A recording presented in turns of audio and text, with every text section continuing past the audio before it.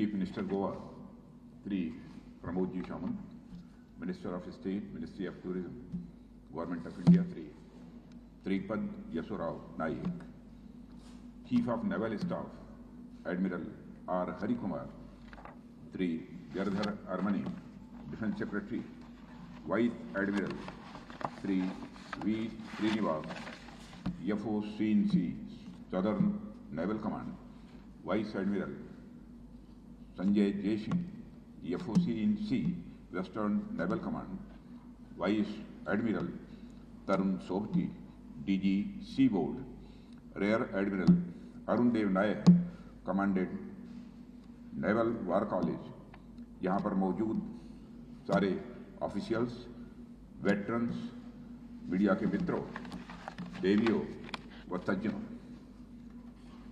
यह मेरे लिए बेहद प्रसन्नता का विषय है। नेवल वार कॉलेज की नई इमारत चोल भवन के इनाग्रेशन के शुभ अवसर पर आप सबके बीच उपस्थित होने का मुझे अवसर प्राप्त हुआ है। इसके साथ ही कारवार में प्रोजेक्ट सी बर्ड के तहत 2 नए पायर्स का इनाग्रेशन आज के दिन को और यह विशेष बना देता है। इस विशेष दिन के लिए सबसे पहले मैं इंडियन नेवी को अपनी ओर से हार्दिक बधाई देता हूं। साथियों, इंडियन नेवी की शक्ति में जिस तरीके से उत्तरोत्तर वृद्धि हो रही है, उसे देखकर मैं एक रक्षा मंत्री के रूप में खुश तो होता ही हूं, साथ ही भारत के नागरिक के रूप में भी मुझे जहां प्रसन्नता होती है, वहीं पर मैं अपने को गौरवान्वित भी महसूस करता हूं। और इस प्रसन्नता में 4 चांद तब लग जाते हैं जब नेवी इंडियनाइजेशन की ओर इतनी तेज कदम से आगे बढ़ती है। वैसे तो भारतीय सेनाओं के तीनों ही अंग, चाहे वह आर्मी हो, चाहे वह एयरफोर्स हो या वह नेवी हो, भारत सरकार की रक्षा क्षेत्र में आत्मनिर्भरता के संकल्प की पूर्ति के लिए इंडियनाइजेशन की ओर लगातार आगे बढ़ रहे हैं। लेकिन इसमें भी नेवी का जो परफॉर्मेंस है वह वाकई सराहनीय है। मैं नेवी के चीफ, नेवल स्टाफ के चीफ हरि कुमार जी और पूरे जितने भी हमारे ऑफिसर्स हैं, जितने भी हमारे कैडेट्स हैं, सबको मैं अपनी तरफ से हार्दिक बधाई देता हूं। और यह सिर्फ वर्तमान समय में ही नहीं, बल्कि आज़ादी के समय से ही भारतीय नौसेना ने आत्मनिर्भरता को प्रायोरिटी दी है। अनेक शिप्स के निर्माण से लेकर इंडिजिनस एयरक्राफ्ट कैरियर के निर्माण तक का सफर आत्मनिर्भरता के प्रति इंडियन नेवी के कमिटमेंट को दर्शाता है। नेवी द्वारा संचालित सेल्फ रिलायंट अभियान को देखकर मुझे अत्यंत प्रसन्नता होती है। साथियों, अभी हमारे सामने जो भवन दिख रहा था, और यह जो हमारा भवन है, यह कोई साधारण सी बिल्डिंग नहीं है, बल्कि यह भारतीय नौसेना के एस्पिरेशंस का और हमारी लेगेसी ऑफ मैरीटाइम एक्सीलेंस का यह प्रतीक है, उसको यह सिंबलाइज करता है। चोल भवन का निर्माण भारत की उस नई मानसिकता का भी यह प्रतीक है, जिस मानसिकता के लिए माननीय प्रधानमंत्री जी ने लाल किले के प्राचीर से देशवासियों का आह्वान किया था। प्रधानमंत्री जी ने देशवासियों को संबोधित करते हुए कहा था कि हमें न सिर्फ गुलामी की मानसिकता से बाहर निकलना है, बल्कि अपने समृद्ध ऐतिहासिक विरासत पर भी हमको गर्व की अनुभूति करनी है। यह चोल भवन चोल साम्राज्य की शक्ति का प्रतीक तो है ही, साथ ही साथ यह उस विशाल साम्राज्य के प्रति हमारा ट्रिब्यूट भी है, जिसने भारतीय संस्कृति को कई मामलों में सकारात्मक दिशा दी और उसे अभूतपूर्व विस्तार भी प्रदान किया है। साथियों, कोई भी साम्राज्य या कहें कोई शासन व्यवस्था, वो अपने समाज की संस्कृति का बाई प्रोडक्ट होती है। अर्थात जैसी संस्कृति होती है, वह संस्कृति वैसी ही शासन व्यवस्था का स्वाभाविक रूप से निर्माण करती है, वैसे ही साम्राज्य का भी निर्माण करती है। लेकिन इसके साथ साथ शासन व्यवस्था के स्वरूप का प्रभाव भी उनकी अपनी संस्कृति पर पड़ता है। जहां एक तरफ भारत की विविध और समृद्ध संस्कृति ने भारत में चोल साम्राज्य जैसी वैभवशाली शासन व्यवस्था को जन्म दिया, वहीं चोल साम्राज्य ने भी भारत की संस्कृति के विकास में अपना बहुमूल्य योगदान दिया है। जैसे चोलों के समय जिस तरह से नौसेना पर काम किया गया, जिस प्रकार से उनकी नौसैनिक ताकत ने बंगाल की खाड़ी को एक तरह से चोल लेक में तब्दील कर दिया था, उसने कहीं न कहीं छत्रपति महाराज शिवाजी को भी आधुनिक नौसेना के गठन की उन्हें प्रेरणा दी थी। इसी प्रकार चोल साम्राज्य के समय आप देखें तो उनके समय स्थानीय स्वशासन को बल मिला, जिसने हमारे संविधान निर्माताओं को इस बात के लिए प्रेरित किया होगा कि शासकीय व्यवस्था का स्थानीय स्तर पर लोकतांत्रिक स्वरूप होना चाहिए। साथियों, मेरे कहने का यह अर्थ है कि शासन व्यवस्था और संस्कृति एक दूसरे के पूरक होते हैं, एक दूसरे को सप्लीमेंट करते हैं। जिस प्रकार संस्कृति शासन व्यवस्था को गठित करती है, उसी प्रकार शासन व्यवस्था भी संस्कृति को दिशा प्रदान करती है। भारत की नव निर्मित संसद में माननीय प्रधानमंत्री द्वारा चोल साम्राज्य में सत्ता हस्तांतरण के प्रतीक सेंगोल की स्थापना भी उसी सांस्कृतिक प्रभाव और प्रेरणा का एक उदाहरण है।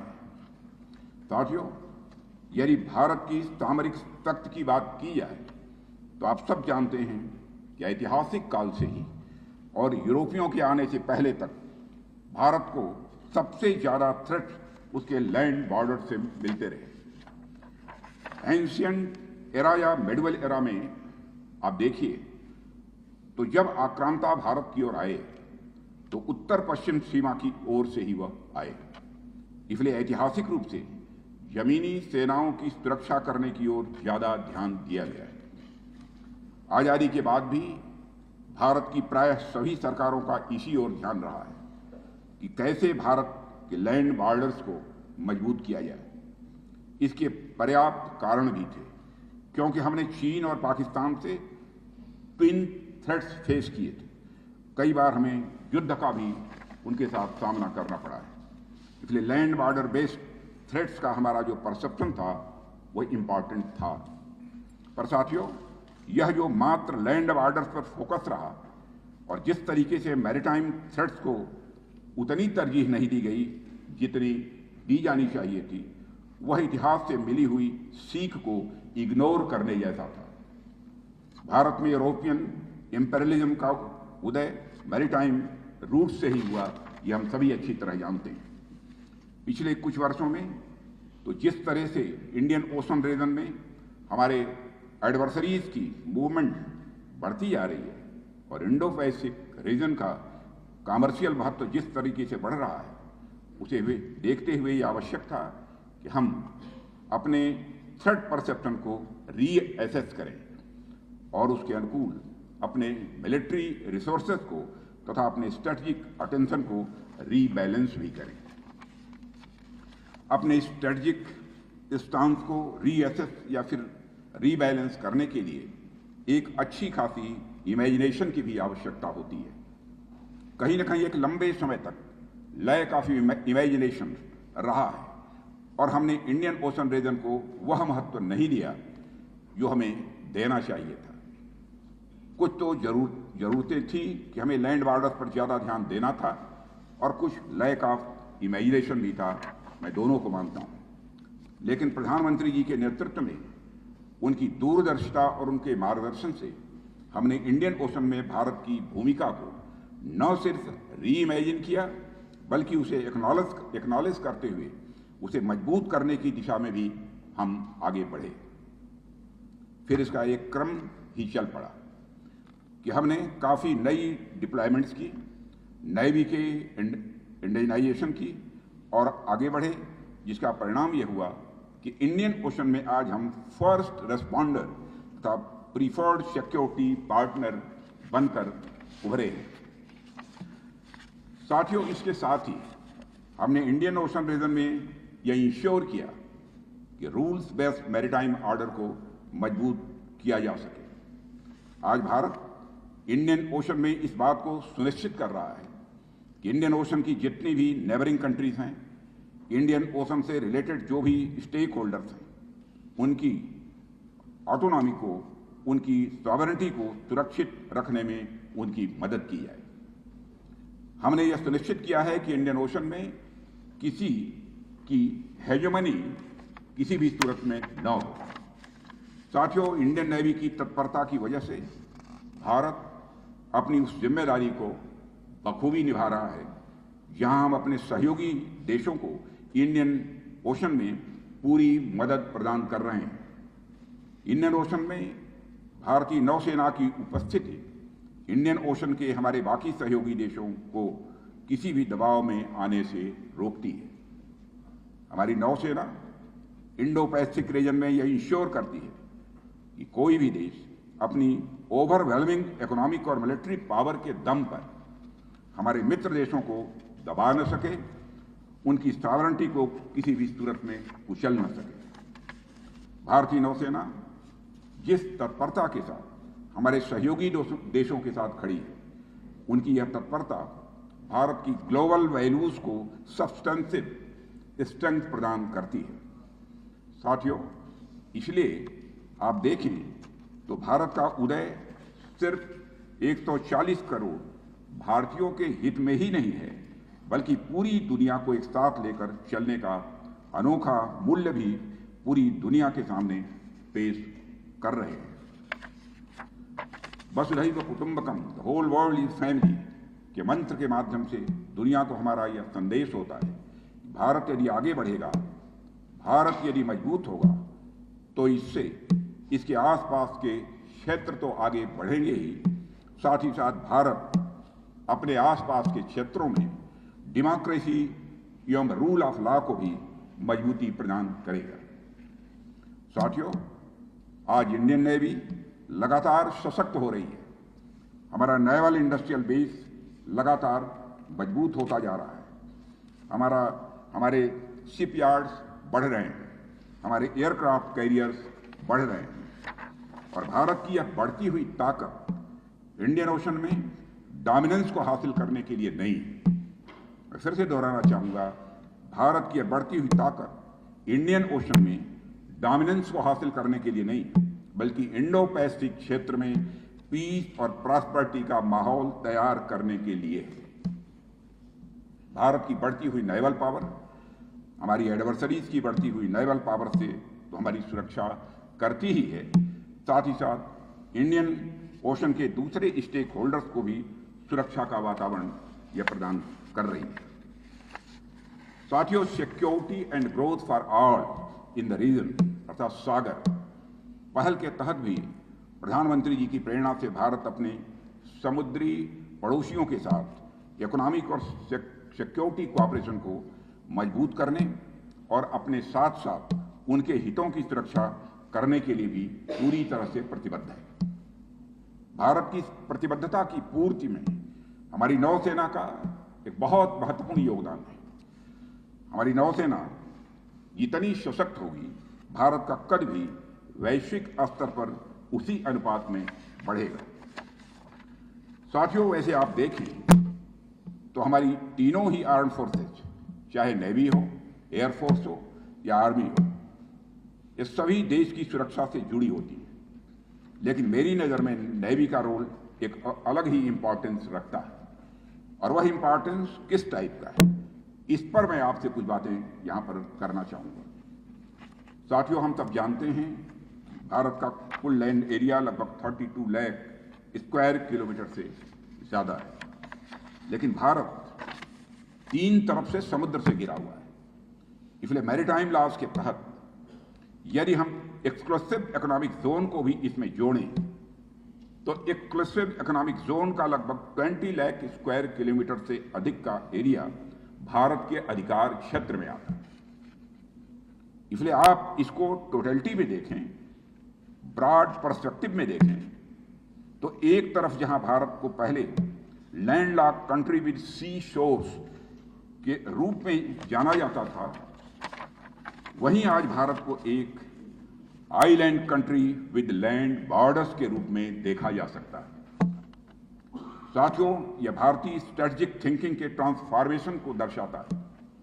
इसलिए मैं इस बात को रिपीट कर रहा हूं कि जहां भारत को पहले land country with sea shores के रूप में जाना जाता था, वहीं आज भारत को island country with land borders के रूप में भी देखा जा सकता है।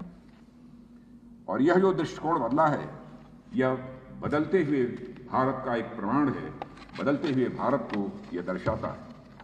इसलिए यदि हम केवल लैंड एरिया पर ही फोकस करेंगे, उसकी सुरक्षा पर ही यदि हम ध्यान देंगे, तो यह एक्सक्लूसिव इकोनॉमिक जोन के 20 लाख स्क्वायर किलोमीटर से अधिक के क्षेत्र को, मोटा मोटा आधे भारत की सुरक्षा को एक तरह से इग्नोर करने जैसा यह होगा। यह पूरा क्षेत्र रिसोर्सेस से परिपूर्ण है। इस पूरे क्षेत्र में अवसरों की भी उपलब्धता है।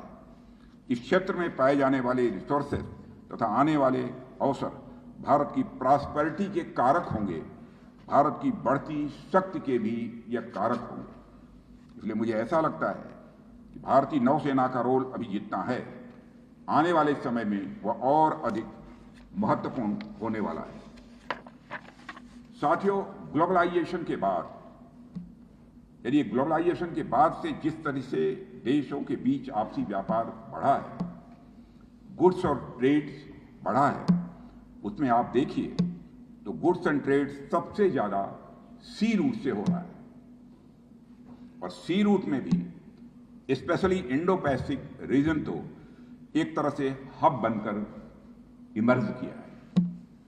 गुड्स के इसी बढ़ते हुए ट्रेड की वजह से कई सारे थ्रेट्स भी इमर्ज होकर सामने आए हैं, जैसे पायरेसी और ट्रैफिकिंग की घटनाएं प्रायः देखने को मिलती हैं।